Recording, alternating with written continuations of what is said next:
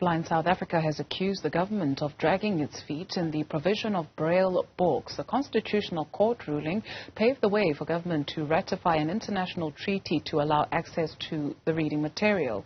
Only less than 1% of published books are available in Braille format.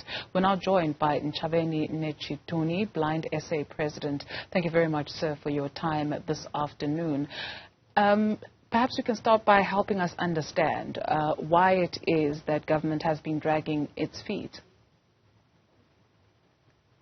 Thank you, Dudu, and thank you to the viewers out there. The government had dragged its feet for quite some time. I think the problem would have started around 2010 when the engagements with government to amend the Copyright Act of 1978 started.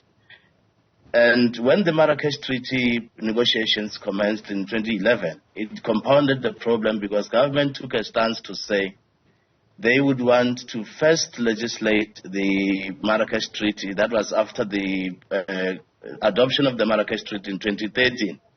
They wanted to first legislate the Marrakesh Treaty in order for it to be domesticated. And that takes a while. It takes a while because we need to have an Act of Parliament passed, and that would accommodate the Marrakesh Treaty as the domestic law.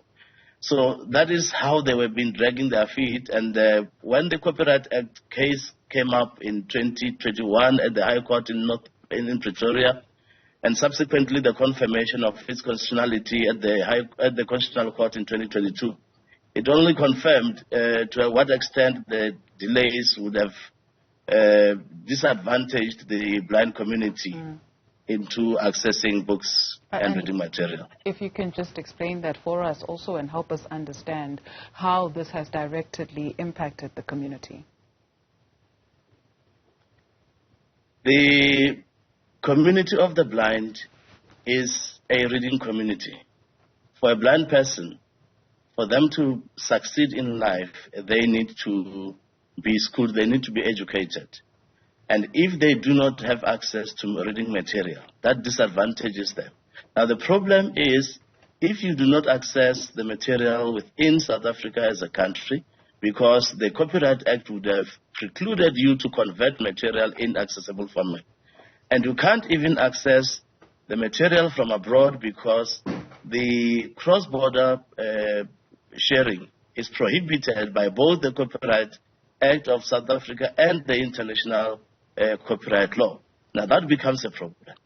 So until the pronouncement by the Constitutional Court, that was the state of affairs, to the extent that blind people were disadvantaged, could not access the material because they could not format the material in accessible formats that they prefer.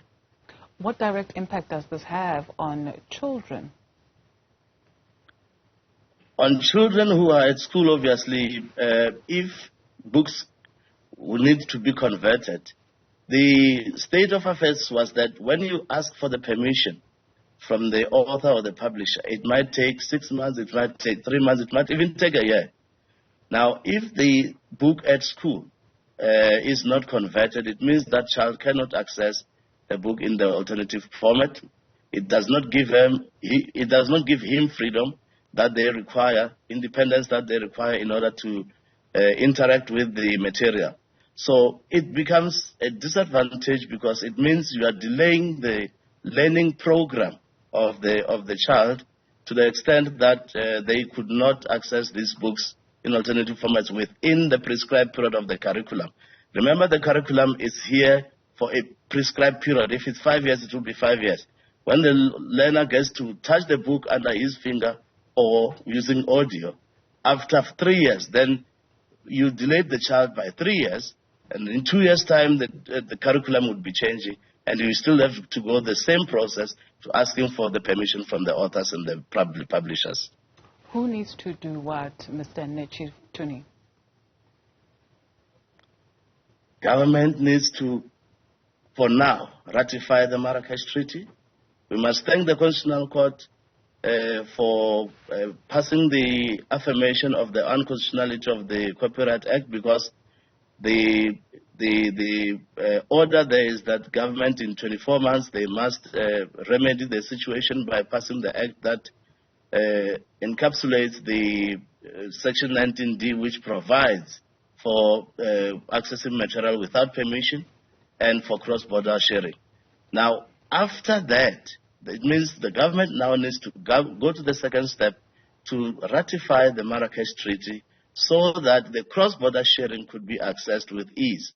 And that the fair use that many people are complaining about could also be protected. Everyone who would be involved in the process gets to benefit from the ratification and from the correction of the current Act of 1978.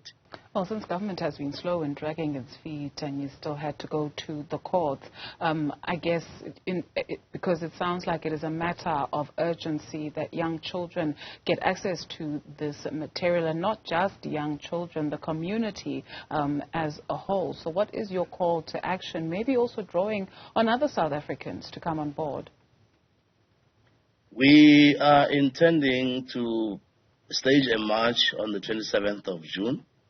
Delivering memoranda to different departments, the Department of International Relations and Cooperation, Department of Women, Youth and Persons with Disabilities, and Department of Trade, Industry and Competition, so that we can sensitize them of the urgency to do the right thing in terms of the ratification of the Marrakesh Treaty. We have 118 countries currently that have ratified the Marrakesh Treaty. What is so wrong about South Africa ratifying this simple treaty that gives access to the reading material, that guarantees the right of persons with disabilities in enjoying the freedom and the independence that they so much deserve? Thank you very much, sir, for taking time out to speak to us this afternoon. Ntshavheni Netshituni is the president of Blind South Africa.